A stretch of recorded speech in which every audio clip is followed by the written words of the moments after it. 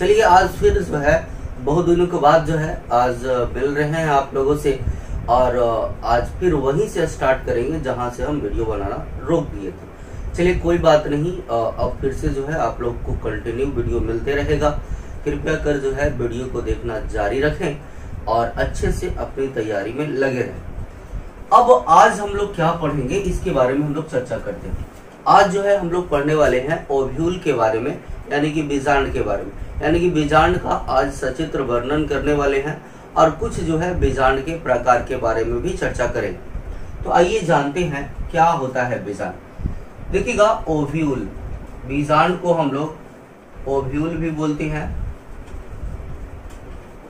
और ये बीजांड जो है कहाँ उपस्थित होता है, तो ये बीजांड उपस्थित होता है अंडाशय के अंदर भी।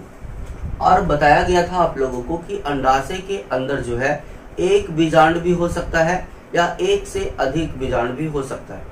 और आपको पता होना चाहिए कि पुष्प में जो है निषेचन के बाद यही बीजांड जो है बीज में बदलता है।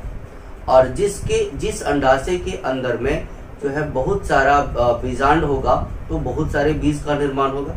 जैसे कि आप तारबूज को ले लीजिए, तारबूज में बहुत सारे बीज होते हैं। इसका मतलब कि तारबूज का जो पुष्प होता है, पुष्प के जो अंडाशय होता है, उस अंडाशय में कई बीजांड होते हैं और जिसके कारण जो है बहुत सारे बीजों का निर्माण होता है। आज हम लोग सिर्फ बीजांड के बारे में चर्चा करने वाले हैं। तो बीजांड का हम लोग सबसे पहले फिगर बनाते हैं। कैसा होता है बीजांड का फिगर, तो आइए देखते हैं। देखिएगा सबसे पहले हम लोग को इस प्रकार से फिगर बनाना है।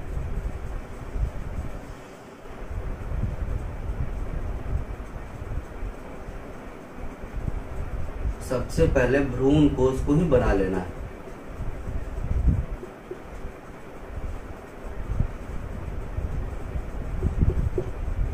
ये जो है आपका भ्रूण कोश। अब इस भ्रूण कोश के चारों ओर जो है अध्यावरण उपस्थित होता है।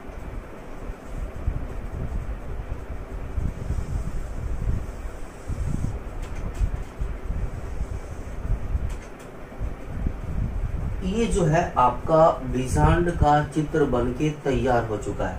यानी कि ये जो है ओव्यूल का फिगर है। ये जो फिगर आप देख रहे हैं ये कोई और चीज नहीं बल्कि ये जो है अध्यावरण है। तो ये चीजें याद रखिएगा, ये अध्यावरण नहीं बल्कि बीजांड है।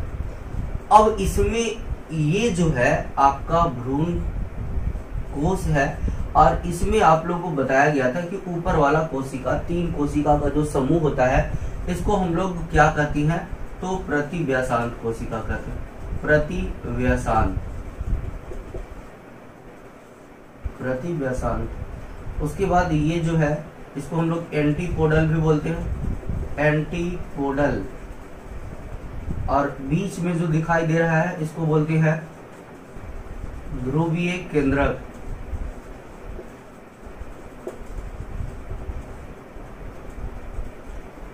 इसको हम लोग पोलर न्यूक्लियाई बोलते हैं।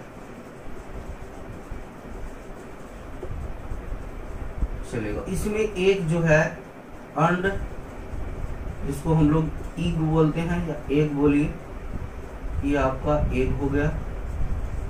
और ये 2 कोशिका जो है स्यानरगेट।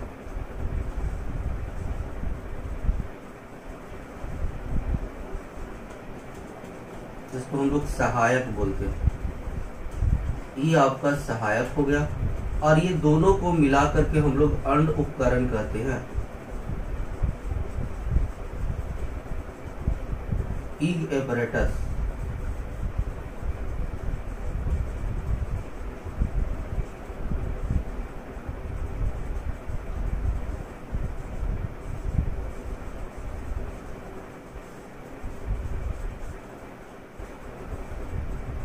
इसके बाद जो है भ्रूण कोश हो गया, जिसको हम लोग एम्ब्रियो सेक बोलते हैं। और ये दोनों जो है इसको हम लोग अध्यावरण बोलते हैं।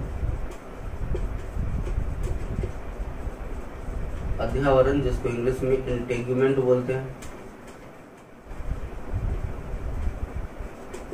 और ये जो फिगर है यहाँ पे जो होता है एक कोशिकाओं का समूह होता है जिसको हम लोग बीजांडकाय बोलते हैं, बीजांडकाय, जिसको हम लोग न्यूसेलस बोलते हैं।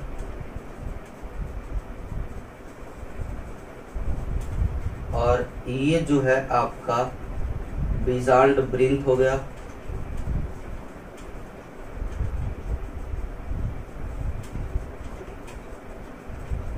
जिसको हम लोग फ्यूनिकल कहते हैं।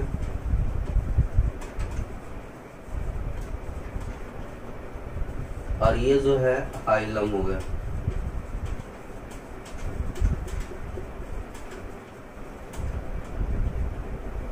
उसके बाद ये जो है यहाँ पे ये संरचना, इसको हम लोग बोलते हैं बीजांड द्वार।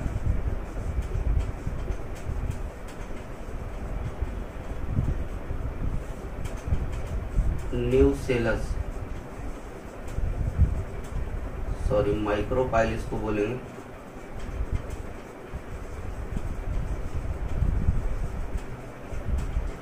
तो ये जो आपको दिखाई दे रहा है इस बोर्ड पे, ये जो है बीजांड का जो है एक नामांकित चित्र है। बताया जाता है कि एग्जाम में आने का इसका चांसेस इस बार बहुत ज्यादा है।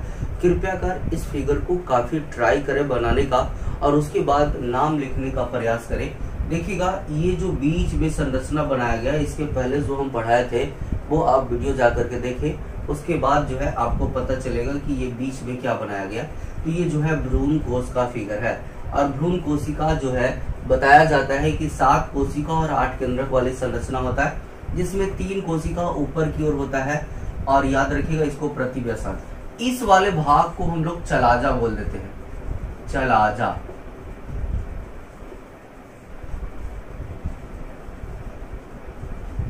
तो ये चीजें याद रखिएगा।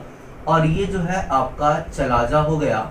और इसके बारे में टोटल जो है सारे जो जितना भी पार्ट आपको दिखाई पड़ रहा है इस बोर्ड पे, सारे पार्ट के बारे में हम लोग बारी बारी से कुछ लिखने वाले हैं। तो सबसे पहले आप हेडिंग डाल लीजिएगा बीजांड का सचित्र वर्णन, और उसके बाद इस फिगर को बना लेना है। और फिगर को बनाने के बाद जो है बताया जाता है कि उसके बाद इसका वर्णन किया जाए। और फिगर बनाने के बाद आप एक लाइन नीचे लिख सकते हैं कि बीजांड जो है अंडाशय के अंदर मौजूद होता है, जिसमें विभिन्न प्रकार के मतलब प्रमुख अंग मौजूद होते हैं। उसके बाद नीचे फर्स्ट नंबर में सबसे पहले आपको लिखना है भ्रूण कोश। अब ये भ्रूण कोश क्या होता है इसके बारे में ध्यान से सुनिएगा। बताया जाता है कि ये जो भ्रूण कोश है यह बीजांड का सबसे प्रमुख भाग होता है। यह बीजांड का सबसे प्रमुख भाग होता है। और एक बीजांड के अंदर में ये भ्रूण कोश की संख्या सिर्फ एक ही होती है। और बताया जाता है कि ये जो भ्रूण कोश होता है 7 कोशिका और 8 केंद्रक वाली संरचना होती है। और ये जो है 7 कोशिका और 8 केंद्रक, ये कुछ और नहीं बल्कि मादा युग्मक है। तो ये चीज भी आप याद रखिएगा, यानी कि पूछेगा कि मादा युग्मक जो है कहाँ उपस्थित होता है, तो भ्रूण कोश में। अब ये जो है लाइन जितना भी लिखवाया गया है फर्स्ट नंबर में भ्रूण कोश लिख करके आपको डैश दे करके लिख लेना है। उसके बाद हम लोग सेकंड नंबर में जानने वाले हैं अध्यावरण के बारे में कि अध्यावरण क्या होता है। तो ये जो बीजांड है 2 या 3, ऐसे ज्यादातर 2 ही, लेकिन कभी कभी जैसे लीची हो गया इसमें 3 अध्यावरण पाया जाता है, लेकिन मेनली रूप से 2 ही होता है। ऐसे हम लोग बोल सकते हैं कि बीजांड जो है चारों ओर से, यानी कि बीजांड, ये पूरा बीजांड चारों ओर से 2 या 3 बताया जाता है कि संरक्षी आवरण से घिरा होता है। 2 या 3 संरक्षी आवरण से घिरा होता है, जैसे हम लोग अध्यावरण कहते हैं। और ये अध्यावरण जो है बताया जाता है कि निषेचन के बाद बीज चोल या क्या बोलते हैं उसको, बीज पत्र यानी सीड कॉट का निर्माण करता है। बीज चोल या बीज पत्र बोल सकते हैं, इस चीज को याद रखिएगा। और इसके बाद जो है अध्यावरण के बाद आता है आपका बीजांड द्वार के बारे में हम लोग जान लेते हैं कि बीजांड द्वार है क्या।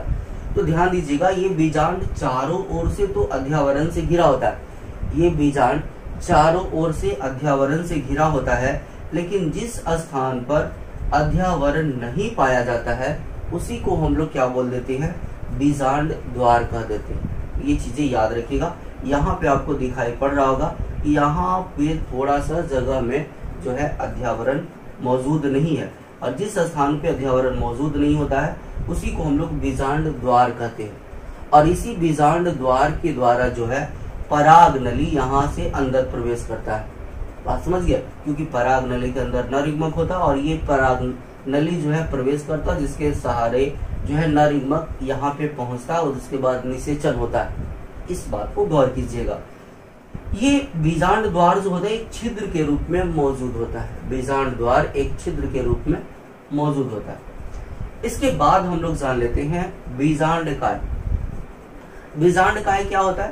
तो यहाँ पे बताया जाता है कि अध्यावरण से घिरा हुआ कोशिकाओं का पुंज पाया जाता है। इस प्रकार से इसमें कोशिकाओं का समूह होता है, यानी कि बीजांड में अध्यावरण से घिरा हुआ कोशिकाओं का पुंज, पुंज का मतलब समूह होता है, कोशिकाओं का बहुत सारा समूह, इधर भी बहुत सारा समूह पाया जाता है, और इसी को हम लोग क्या बोलते हैं, बीजांड काय कहते हैं। और इस बीजांड काय में यानी कि इन सेल्स में यानी कि इन कोशिकाओं में बताया जाता है कि भरपूर मात्रा में पोषक पदार्थ उपस्थित होता है। ये चीजें भी याद रखिए। अब बताया जाता है कि एक बीजपत्री बीज में जो है बीजांड काय एक पतली परत के रूप में पाई जाती है। ये बीजांड काय जो है एक बीजपत्री बीज में एक पतली परत के रूप में पाई जाती है, जिसको हम लोग पेरिस्पर्म कह देते हैं। इसी बीजांड काय को पेरिस्पर्म बोल दिया जाता है। इस बात को ध्यान रखिएगा कि पेरिस्पर्म क्या होता है। तो एक बीजपत्री बीज में बीजांड काय एक पतली परत के रूप में पाई जाती है, जिसे हम लोग क्या कहते हैं, पेरिस्पर्म कहते हैं। चलेगा। इतना होने के बाद अब हम लोग जो है आते हैं कहाँ पे, तो अब हम लोग जान लेते हैं बीजांड वृंत के बारे में जान लेते हैं। बीजांड वृंत क्या होता है? तो बताया जाता है कि बीजांड जो है एक पतली डंठल के द्वारा, पतली डंठल या वृंत के द्वारा जो है यह प्लासेंटा से, जैसे कि अंडाशय है और इस अंडाशय में बीच में होता है क्या, प्लासेंटा मौजूद होता है, और इस प्लासेंटा से ये बीजांड इस प्रकार से, ये जो संरचना है ये वाला संरचना है, तो ये जो बीजांड वृंत है, इस बीजांड वृंत के द्वारा ये बीजांड जो है किससे जुड़ा होता है, अपरा से जुड़ा होता है। तो बहुत बार क्वेश्चन ये भी आता है कि बीजांड वृंत जो है या बीजांड किसके द्वारा अपरा से जुड़ा होता है, बीजांड वृंत के द्वारा यानी कि फ्यूनिकल के द्वारा जुड़ा होता है, और यह काफी पतला संरचना होता है। और ये अपरा जो है बताया जाता है कि अंडाशय के आंतरिक परत से जुड़ा होता है। ये चीज भी याद रखिए, पूछेगा कि बीजांड किसके द्वारा जो है अंडाशय से जुड़ा होता है या अंडाशय के आंतरिक परत से जुड़ा होता है। तो याद रखिएगा अपरा के द्वारा यानी कि प्लासेंटा के द्वारा जुड़ा होता है, क्योंकि ये संरचना जो है इसी के द्वारा जो है ये अंडाशय के आंतरिक परत से या अंडाशय से जुड़ा होता है। तो ये चीज आपको याद रखना होगा। अब ये बीजांड वृंत अध्यावरण से जिस स्थान पर जुड़ता है उसको हम लोग हाइलम कह देते हैं।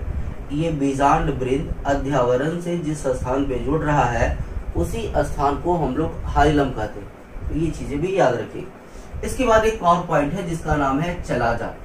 ये चलाजा क्या होता है, तो ध्यान दीजिएगा। बताया जाता है कि यह बीजांड का आधारीय भाग होता है, यह बीजांड का आधारीय भाग। अब कहिएगा कि सर ई ऊपर में है तो आधारीय कैसे होगा, अभी थोड़ी देर में हम इसको भी क्लियर करने वाले हैं। तो अभी बस इतना ध्यान रखिए, ये जो चलाजा होता है बीजांड का आधारीय भाग होता है, बीजांड का आधारीय भाग होता है, और बताया जाता है कि ये जो है बीजांड को सुरक्षा प्रदान करने का भी कार्य करता है। तो इस चीज को आप गौर कीजिएगा। और ये जो है बीजांड का सचित्र वर्णन था। अब जो है हम लोग क्या पढ़ने वाले हैं, इस सारे पॉइंट जितना भी बताया गया सबको आप नोट करने का प्रयास करें और अच्छे से कॉपी में लिख करके इसको रिवाइज करते रहे, नहीं तो आप एक बार पढ़िएगा तो भूल जाइएगा। और ये याद रखना काफी जरूरी है, ज्यादा भारी भी नहीं है, आप जो है कोशिश कीजिए याद करने। अब जो है हम आप लोगों को कुछ और बताने वाले हैं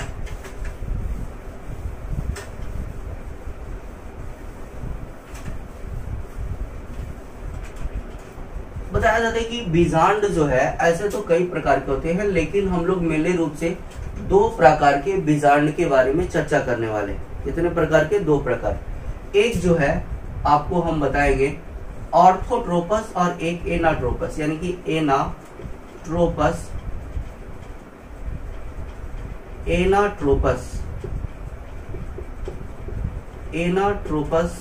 बीजांड, और दूसरा है ऑर्थोट्रोपस।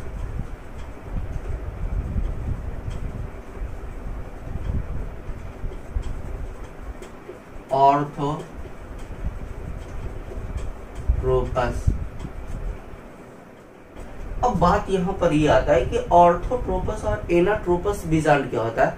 इसको याद रखिएगा, बीजांड 2 प्रकार के नहीं कई प्रकार के होते हैं, लेकिन हम लोग के लिए जो है बोर्ड एग्जाम के लिए बस 2 ही जो है बीजांड जो है इंपॉर्टेंट है, एक एनाट्रोपस और दूसरा ऑर्थोट्रोपस। सबसे पहले हम लोग ऑर्थोट्रोपस ओव्यूल यानी कि ऑर्थोट्रोपस बीजांड के बारे में हम लोग चर्चा करने वाले हैं। ध्यान दीजिएगा, ये बीजांड तो है लेकिन ये ऑर्थोट्रोपस बीजांड नहीं है। ऑर्थोट्रोपस बीजांड का फिगर जो है इस प्रकार का होता है, इस प्रकार का फिगर होता है ऑर्थोट्रोपस बीजांड।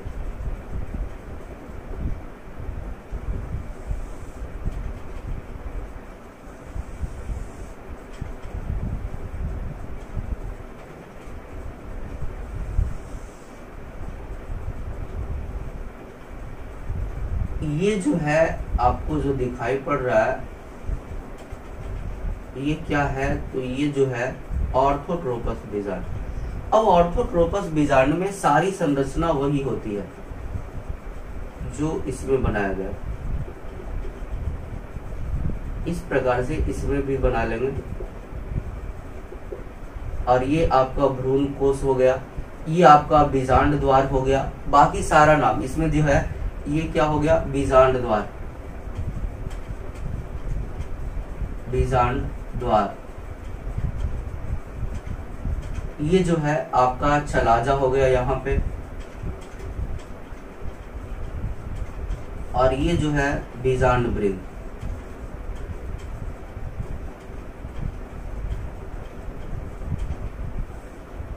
तो ये जो है कम से कम 3 नाम। इसके बाद ये जो है आपका अध्यावरण हो गया, यहाँ पे आपका बीजांड काय हो जाएगा, ये आपका भ्रूण कोश हो जाएगा। यानी कि आपको सारा नाम लिख लेना है।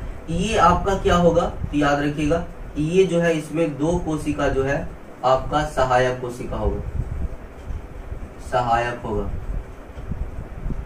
और इसमें एक जो है अंड कोशिका होगा, और ये दोनों को मिलाकर के अंड उपकरण बोलेंगे। यानी कि सारा नाम वही है, ये है बीजांड ही, लेकिन इसको हम लोग बोलते हैं ऑर्थोट्रोपस बीजांड। अब इस प्रकार से फिगर बना के आप पूरा जो है मतलब नाम लिखने का प्रयास कीजिएगा। अगर दिक्कत होगा तो बोलिएगा, कमेंट में कर दीजिएगा कि सर ऑर्थोट्रोपस का फिगर अच्छे से बना करके फिर से डाल दीजिए, तो बना करके हम डाल देंगे। लेकिन अभी जो है आप इसी मतलब फिगर ऐसा बना लेना है, और सारा नाम जो इसमें लिखा गया है जो है थोड़ा सा ध्यान रख के जो है आप सारा नाम लिख सकते हैं, कोई दिक्कत होने वाली नहीं है। थोड़ा सा आप मेहनत कर लीजिएगा। अब बताया जाता है कि ऑर्थोट्रोपस बीजांड कहते किसको है।